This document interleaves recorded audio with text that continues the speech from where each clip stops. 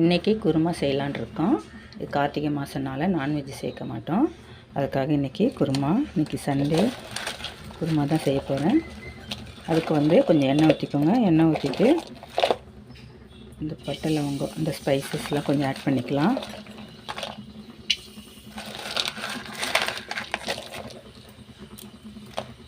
சும்மா கொஞ்சம் ஆட் பண்ணால் போதும். ரொம்ப ஃப்ளேவர் இருந்தாலும் நல்லா இருக்காது.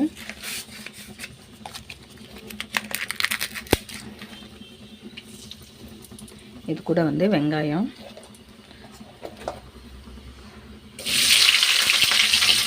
பெருசாக கட் பண்ணிட்டா போதும். ஏன்னா நம்ம இதை அரைக்க தான் போகிறோம், அதனால் கொஞ்சம் பெருசாகவே கட் பண்ணிக்கலாம். இது கொஞ்சம் நல்லா வதக்கிடும். கொஞ்சம் வதங்கின பிறகு தக்காளி ஆட் பண்ணிக்கலாம். இன்றைக்கி இது நாங்கள் சப்பாத்திக்கும் தொட்டுக்க போகிறோம், மதியம் சமையலுக்கும் அதுதான். இது 2 in 1 வச்சுக்க போகிறோம். இப்போ தக்காளி ஆட் பண்ணிக்கலாம்.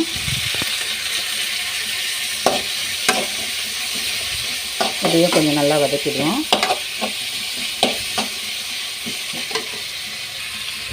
இந்த வெங்காயம் தக்காளி வதங்கிறதுக்குள்ளே இந்த பூண்டு இஞ்சியெல்லாம் கொஞ்சம் கட் பண்ணி வச்சுப்போம். பூண்டு இஞ்சி கட் பண்ண இஞ்சி அதையும் போட்டு சேர்த்து வதக்கிடலாம். இது கூட பச்சை மிளகாய் இருந்தால் போட்டு வதக்குங்க. நான் இன்றைக்கி பச்சை மிளகாய் சேர்க்க போகிறதில்ல. அதுக்கு சில்லி சாஸ் தான் யூஸ் பண்ண போகிறேன்.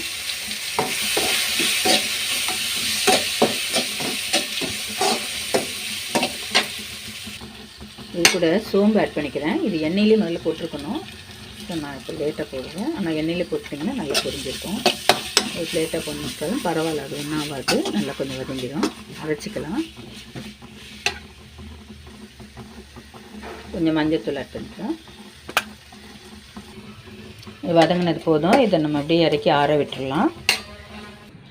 இது அப்படியே மிக்ஸி ஜாருக்கு மாற்றிக்கலாம். நல்லா ஆறிடுச்சு. மிக்ஸி ஜாருக்கு மாற்றிக்கலாம். இது கூட நான் மிளகாய் சேர்க்கலை, அதுபோல் சில்லி சாஸ் சேர்க்குறேன். இது சமோசாலாம் வாங்கும்போது கொடுக்குறது. சில்லி சாஸ் நாங்கள் யாரும் யூஸ் பண்ணாததுனால அப்படியே இருக்கும். இது சமையலுக்கு நான் யூஸ் பண்ணிப்பேன். ஒரு 2 பேக்கெட் போட்டுக்கலாம். இதுக்கு இது நல்லா அப்படியே பேஸ்ட்டாக அரைச்சிடலாம்.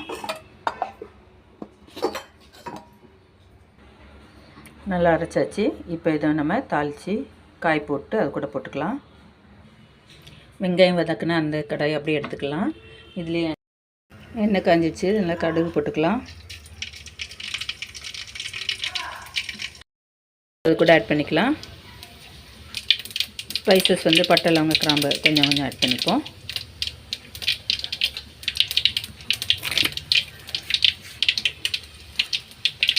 இப்போ இது கூட வெங்காயம் ஆட் பண்ணிக்கலாம்.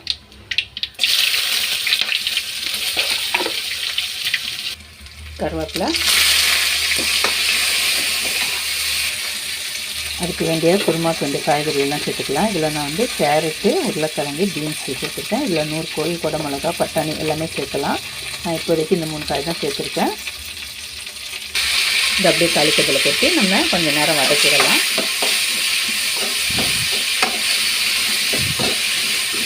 கொஞ்சம் வதங்கின பிறகு லைட்டாக தண்ணி ஊற்றி கொஞ்சம் காய் வேக விட்டுருவோம். போதும். இந்த தண்ணி போதும். இதை கொஞ்ச நேரம் காய் வெந்துடும். இப்போ காய் ஒரு முக்கால்வாசி வெந்த மாதிரி ஆகிடுது. இப்போ நம்ம இந்த அரைச்சி விழுதெல்லாம் அதில் ஆட் பண்ணிக்கலாம். கட் பண்ணி அரைச்சி அதில் போட்டுக்கலாம். தேங்காய் இது கூட ஆட் பண்ணி நல்லா கொதிக்க வச்சிடுவோம். தேவைக்கு கொஞ்சம் தண்ணி ஊற்றி கொதிக்க வச்சுட்டா குருமா குழம்பு ரெடி ஆகிடும்.